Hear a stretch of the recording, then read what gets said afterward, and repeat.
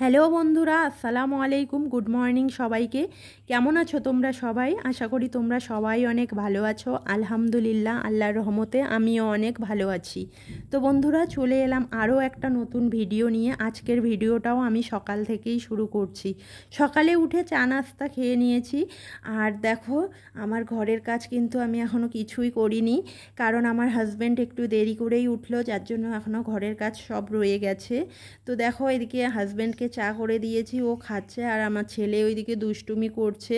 তো আমি এখন ঘরের কাজটা করে নিব, তারপর আমি রান্নাঘরে চলে যাব। আর আমার বর আজকে কাজে যায়নি, তাই ওই আজকে বাবুকে বই পড়াবে, তাই আজকে আমার বাবুকে বই পড়া থেকে ছুটি। তো চলো আগে ঘরের কাজটা করে নেই, তারপর কথা হচ্ছে। তো বন্ধুরা দেখো, এদিকে কিন্তু আমি ঘরের কাজটা করে নিয়েছি। আর আজকে আর তোমাদের সঙ্গে ঘরের কাজ করাটা শেয়ার করলাম না, খুব তাড়াতাড়ি করে করলাম, যার জন্য তোমাদের সঙ্গে শেয়ার করলাম না। এদিকে দেখো, বাবুকে ওর পাপা বই পড়াচ্ছে।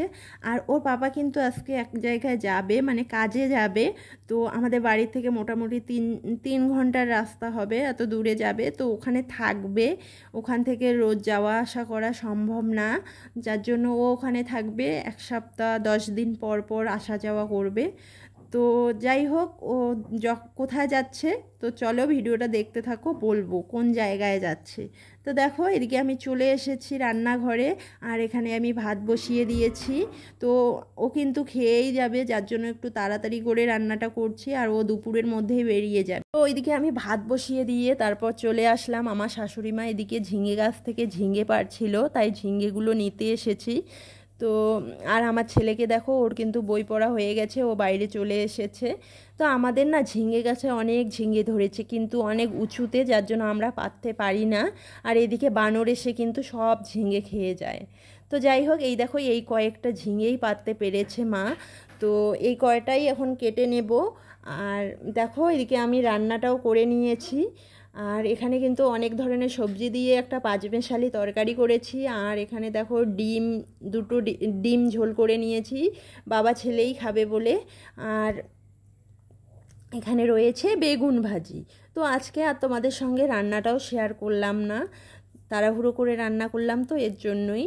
তো তারপর দেখো, এদিকে টোটোতে আমাদের যে মালগুলো কাজের সাইডে নিয়ে যাওয়া হয়েছিল সেগুলোই নিয়ে আসা হলো, কারণ হাজব্যান্ড তো কাজে চলে যাচ্ছে। তো এগুলো যদি সাইডে ফেলে রেখে যায় তাহলে মালগুলো তো নষ্ট হবে, তাই মালগুলো বাড়ি নিয়ে আসলো। তো এরপর আমার হাজব্যান্ড কিন্তু রেডি হয়ে গেছে, আর ও এখন খেতেও বসেছে, খাওয়া দাওয়ার পরেই বেরিয়ে যাবে। আর ও এখন ফোন করছে ওই দাদাকে, এক দাদাও যাবে, তো ওই দাদাকেই ফোন করছিল। তো ওরা দুজন মিলেই যাবে, এদিক থেকে ওরা দুজন মিলেই থাকবে ওখানে। তো ওরা যাচ্ছে হচ্ছে শিলিগুড়ি। তো আমাদের বাড়ি থেকে শিলিগুড়ি কিন্তু মোটামুটি 2-2.5 ঘন্টা তো লাগবেই যেতে।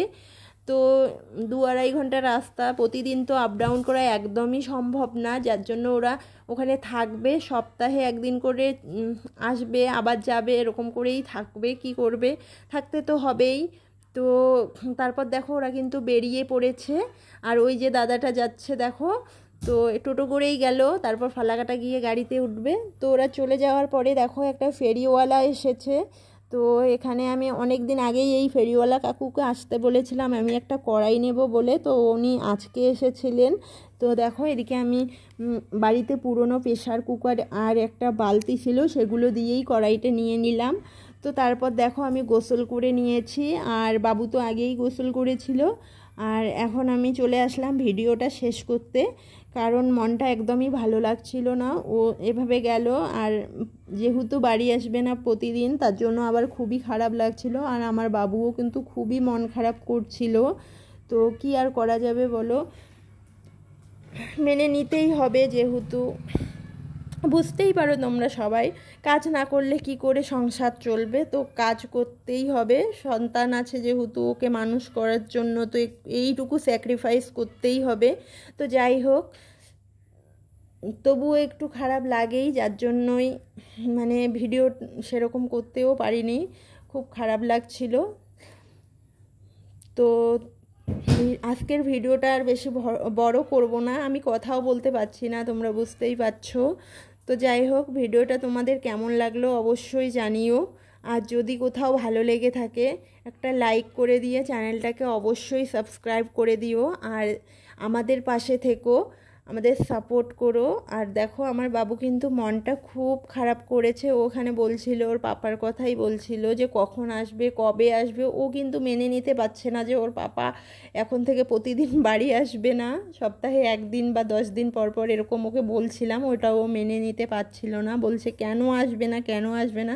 তো ওকে আর কি বোঝাবো। তো যাই হোক, বাচ্চা মানুষ তো এরকম করবেই, প্রথম প্রথম 2-1 দিন, তারপর ঠিক হয়ে যাবে।